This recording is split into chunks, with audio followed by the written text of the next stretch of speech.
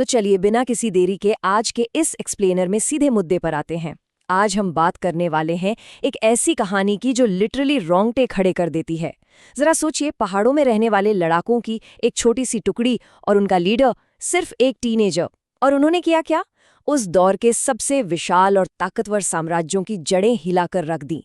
ये सिर्फ तलवारों और जंग की कहानी नहीं है, बल्कि एक ऐसी कमाल की रणनीतिक प्रतिभा यानी स्ट्रेटेजिक जीनियस की बात है जिसने हमारे इतिहास की पूरी धारा ही बदल दी। अब आपके दिमाग में ये सवाल आ रहा होगा कि भाई, अपने से कहीं ज्यादा विशाल और ताकतवर दुश्मन को आखिर कोई हरा कैसे सकता है? ये कोई मजाक तो है नहीं। इस बात को, या कहूँ तो शिवाजी महाराज की इस इम्पॉसिबल सी लगने वाली अचीवमेंट को समझने के लिए हमें सबसे पहले 17वीं सदी के उस माहौल को देखना होगा जब उनके सामने भू राजनीतिक चुनौतियां यानी जियोपॉलिटिकल ऑड्स पहाड़ बनकर खड़े थे। उस वक्त चारों तरफ बस विशाल सल्तनतों और स्थापित साम्राज्यों का ही बोलबाला था। जरा दक्कन में विदेशी शासन के इन 300 सालों के इतिहास को समझिए। 13वीं सदी के अंत में खिलजी के हमलों से लेकर 1565 में विजयनगर साम्राज्य के पतन तक ये एक ऐसा लंबा दौर था जिसने इस पूरे क्षेत्र को भयंकर गुलामी में धकेल दिया था। सदियों तक यहाँ सिर्फ विदेशी ताकतों का राज चला और लगातार युद्धों ने भारी तबाही मचाई। मतलब आम जनता पूरी तरह से पिस रही थी। और यहीं पर एक बहुत ही ट्रैजिक लेकिन दिलचस्प बात सामने आती है, जिसे हम आज स्टॉकहोम सिंड्रोम या मानसिक गुलामी कहते हैं। वो उस वक्त चरम पर थी। होता ये था कि जो बहुत शक्तिशाली मराठा सरदार थे ना, वो अपनी खुद की आज़ादी के लिए लड़ने के बजाय उन्हीं विदेशी शासकों के लिए भाड़े के सैनिकों की तरह आपस में ही लड़ रहे थे। ये एक तरह की मानसिक दास्ता थी जहां वो अनजाने में ही अपनी खुद की बर्बादी का कारण बन रहे थे। तो गेम चेंजर मोमेंट तब आया जब युवा शिवाजी ने इस गहरी मानसिक गुलामी की समस्या को पहचाना। उन्होंने देखा कि लोग चंद छोटी छोटी जागीरों के लिए विदेशी सुल्तानों के नीचे काम कर रहे हैं। इसके खिलाफ उन्होंने एक बिल्कुल ही क्रांतिकारी समाधान सामने रखा, हिंदवी स्वराज्य, यानी अपना खुद का शासन। ये कोई मामूली सत्ता परिवर्तन की बात नहीं थी। ये पूर्ण संप्रभुता और एक बटे हुए समाज को एकजुट करके उनके हक के लिए लड़ने का एक बहुत बड़ा विजन था। और इसी विजन को हकीकत में बदलने के लिए 1645 में एक बहुत ही ऐतिहासिक घटना घटी। एक किशोर शिवाजी ने रोयहड़ेश्वर मंदिर में एक स्वतंत्र और संप्रभु राज्य स्थापित करने की बहुत ही गंभीर शपथ ली। इस एक शपथ ने उनके इस पूरे मिशन को एक जबरदस्त इमोशनल और वैचारिक आधार दे दिया। लेकिन जैसा कि हम सब जानते हैं, सिर्फ कस्में खाने से तो कोई साम्राज्य खड़ा नहीं हो जाता, राइट? ग्राउंड लेवल पर काम करना जरूरी था। इसीलिए शिवाजी और उनके मार्गदर्शक दादोजी कोंडदेव ने मिलकर एक शानदार एडमिनिस्ट्रेटिव ब्लूप्रिंट तैयार किया। उन्होंने किसानों की अटूट वफादारी जीतने के लिए जबरदस्त कृषि सुधार किए, खेती के लिए जंगल साफ करवाए, टैक्स को घटाकर उपज का सिर्फ 1/3 कर दिया, आम और अनार जैसी फलों की खेती को बढ़ावा दिया और सबसे बड़ी बात, डाकुओं के खिलाफ एकदम सख्त न्याय व्यवस्था लागू की। इन प्रैक्टिकल कदमों ने आम जनता के दिलों में स्वराज के लिए एक गहरी और पक्की जगह बना ली। अब जब एक मजबूत नींव तैयार हो गई थी, तो बड़ी ताकतों से टकराव तो तय था। और यहीं से शुरू होता है डेविड वर्सेस गोलियात वाला वो अल्टीमेट महामुकाबला। सोचिए, क्या होता है जब एक उभरते हुए विद्रोह को कुचलने के लिए किसी बहुत बड़े जायंट को भेजा जाए। आदिल शाही सल्तनत ने शिवाजी को पूरी तरह से मिटाने के लिए अपने सबसे विशाल और क्रूर सेनापति अफजल खान को मैदान में उतार दिया। स्वराज्य के अस्तित्व पर यह अब तक का सबसे बड़ा संकट था। नवंबर 1659 का वो समय, अफजल खान रास्ते भर मंदिरों को तोड़ता और तबाही मचाता हुआ आ रहा था, सिर्फ इसलिए ताकि शिवाजी गुस्से में आकर कोई बेवकूफ़ी भरी गलती कर बैठे।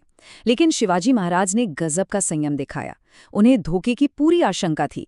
प्रतापगढ़ की तलहटी में दोनों के बीच एक बेहद ही तनावपूर्ण मनोवैज्ञानिक खेल चला, और जब शांतिपूर्ण गले मिलने के बहाने खान ने धोखा देकर हमला किया, तो शिवाजी पूरी तरह तैयार थे। उन्होंने अपने छिपे हुए हथियारों से अफजल खान का वही काम तमाम कर दिया। अगर आप इस पूरी घटना की स्ट्रैटेजी को डिकोड करें, तो ये गुर्रिल्ला वॉरफेयर यानी छापामार युद्ध का एक मास्टर क्लास है। पहले अपने सैनिकों को घने जंगलों में छिपाना, फिर दुश्मन के नेता को अकेले में फुसला कर खत्म करना, और उसके तुरंत बाद बिना लीडर वाली उस विशाल सेना पर अचानक से धावा बोल देना। एक बहुत ही छोटी सी सेना ने आदिल शाही की उस भारी भरकम फौज को पूरी तरह से कुचल कर रख दिया। ये एग्जीक्यूशन एकदम फ्लॉलेस था। और उनकी ये छापामार रणनीति सिर्फ यही नहीं रुकी, उन्होंने सीधे विशाल मुगल साम्राज्य से पंगा लिया। पुणे के लाल महल में, जहां मुगल सेनापति शाहिस्ता खान भारी सुरक्षा के बीच ठहरा था, शिवाजी ने आधी रात को एक बेहद ही साहसिक छापा मारा। आप इसे उस जमाने की एक परफेक्ट सर्जिकल स्ट्राइक कह सकते हैं। शाहिस्ता खान को अपनी उंगलियां और अपना सारा घमंड वहीं छोड़कर जान बचाकर भागना पड़ा। मुगलों के रक्षा तंत्र की ये लिटरली एक बहुत बड़ी विफलता थी। अब जरा 50 लाख के इस विशाल आंकड़े के बारे में सोचिए। ये कोई मामूली रकम नहीं है। ये वो 50 लाख रुपए हैं जो शिवाजी महाराज ने मुगलों के सबसे अमीर और सुरक्षित माने जाने वाले बंदरगाह सूरत पर छापा मारकर सिर्फ 4 दिनों के भीतर हासिल किए थे। उन्हें अपनी इस क्रांति को फंड करने के लिए संसाधनों की जरूरत थी, और इस एक झटके ने पूरे मुगल साम्राज्य की वित्तीय शान और घमंड को हिलाकर रख दिया। लेकिन जाहिर है, मुगल चुप बैठने वालों में से तो थे नहीं। उन्होंने मिर्जा राजा जय सिंह के नेतृत्व में एक विशाल सेना भेज दी। उस भारी ताकत के सामने शिवाजी महाराज ने एक बहुत ही कैलकुलेटेड कदम उठाया, एक स्ट्रेटेजिक रिट्रीट। अपने लोगों को कत्लेआम से बचाने के लिए उन्होंने 1665 में पुरंदर की संधि पर हस्ताक्षर किए। एक मुश्किल फैसला लेते हुए उन्होंने अपने 23 किले मुगलों को सौंप दिए और औरंगजेब से आगरा में मिलने पर भी सहमत हुए। और यही संधि उन्हें सीधे शहर की मांद में ले गई।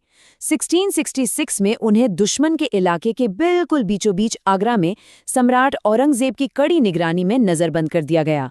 अब यहाँ एक सीधा और ऐतिहासिक टकराव था। एक तरफ थी मुगलों की वो विशाल निगरानी प्रणाली जिससे बचना नामुमकिन माना जाता था, और दूसरी तरफ थी मराठा छल और बुद्धिमत्ता की वो अद्भुत प्रतिभा।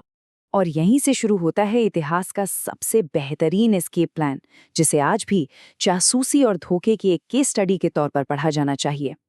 उन्होंने बहुत ही चालाकी से गंभीर बीमारी का नाटक किया, फिर अपने ज्यादातर लोगों को वापस भेज दिया ताकि शक कम हो। इसके बाद गरीबों को बांटने के नाम पर बड़ी बड़ी मिठाई की टोकरियां बाहर भिजवाईं, और अंततः उन्हीं टोकरियों में छिपकर वो औरंगजेब की नाक के नीचे से रफू चक्कर हो गए। क्या जबरदस्त दिमाग लगाया था। मई में आगरा पहुंचने से लेकर अगस्त में वहां से निकलने तक का घटनाक्रम तो रोमांचक है ही, लेकिन वहां से महाराष्ट्र तक की वापसी की यात्रा और भी खतरनाक थी। एक सन्यासी के भेष में अनजान और गुप्त रास्तों से गुजरते हुए उन्होंने आखिरकार रायगढ़ में सुरक्षित वापसी की।